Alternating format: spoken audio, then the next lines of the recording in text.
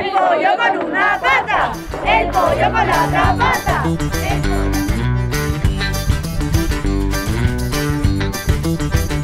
Hola.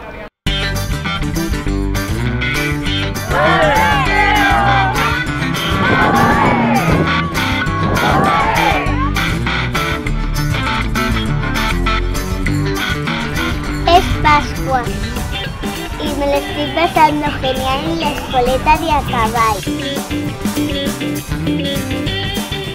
Hoy hemos montado en caballo y habían dos. Es una carrera de caretas.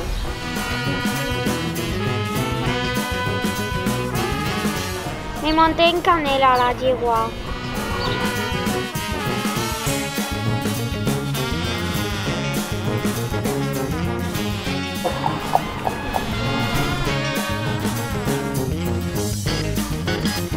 Hemos hecho pruebas mientras que estábamos en el caballo. Las pruebas consistían en meter la pelota en el color que ponía.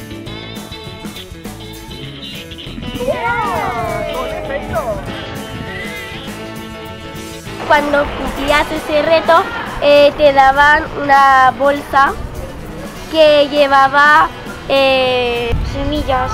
para plantar girasoles. Careto nos decía que si lo hemos hecho bien, si podíamos coger las semillas o no, y a mí me dijo que sí.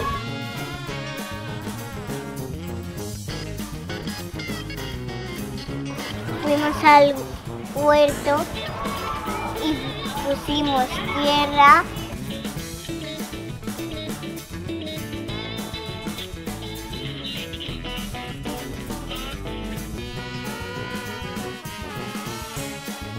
Después las semillas y las pusimos en la valla.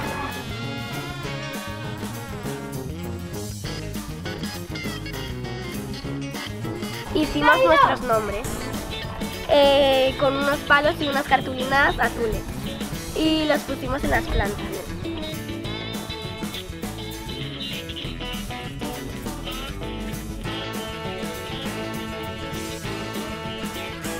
Silvia, ¿montaste en careto?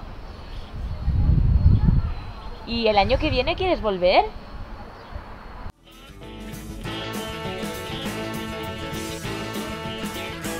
Adiós, un beso.